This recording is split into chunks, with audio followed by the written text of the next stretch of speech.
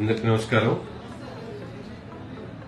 రేపు జూన్ 26వ తారీఖున అంతర్జాతీయ మాదక ద్రవ్య వ్యతిరేక దినోత్సవాన్ని పురస్కరించుకొని మన గుంటూరు నగరంలో గౌరవ ముఖ్యమంత్రి చంద్రబాబు నాయుడు గారు రాష్ట్రంలో మాదక ద్రవ్యాలను పూర్తిగా నిర్మూలించేటువంటి దిశగా ఆంధ్రప్రదేశ్ను డ్రగ్ ఫ్రీ ఆంధ్రప్రదేశ్గా మార్చేటువంటి ఒక సంకల్పంతో రేపు సాయంత్రం 4 గంటలకు అమరావతి రోడ్లోని ఫీవర్ హాస్పిటల్ దగ్గర నుండి చిల్లీస్ రెస్టారెంట్ వరకు అవగాహన ర్యాలీని చేపట్టడం జరుగుతా ఉంది.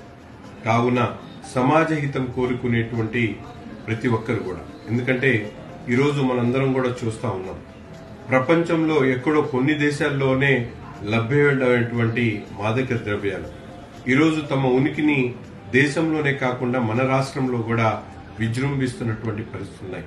దీన్ని నిర్మూలించాల్సినటువంటి బాధ్యత ప్రతి ఒక్కరి మీద ఉంది.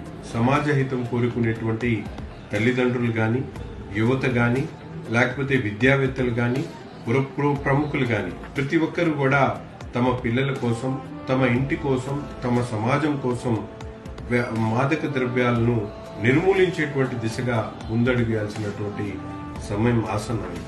ప్రతి ఒక్కరు కూడా మాదక ద్రవ్యాల నిర్మూలనను సామాజిక బాధ్యతగా తీసుకొని దీనికోసం వ్యతిరేకిద్దాం.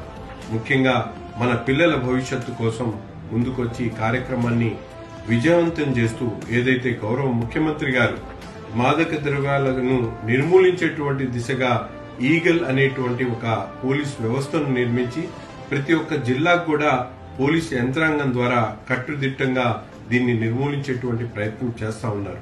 అందుకని విపరీతంగా పెరుగుతున్నటువంటి గత ప్రభుత్వంలో ఏదైతే విచ్చలవిడిగా గంజాయి అలాగే డ్రగ్స్ లాంటి మహమ్మారుల్ని తరిమేసేటువంటి విధంగా మీరందరూ కూడా ముందుకొచ్చి రేపటి కార్యక్రమం ద్వారా ఆంధ్రప్రదేశ్ లో పూర్తిగా డ్రగ్స్ యొక్క నిర్మూలించేటువంటి దాంట్లో ఈ కార్యక్రమంలో భాగస్వాములు కావాలని చెప్పి ప్రతి ఒక్కరిని కూడా హృదయపూర్వకంగా ఆహ్వానిస్తూ మీ శాసనసభ్యుడు మొహమ్మద్ నసీర్ గుంటూరు.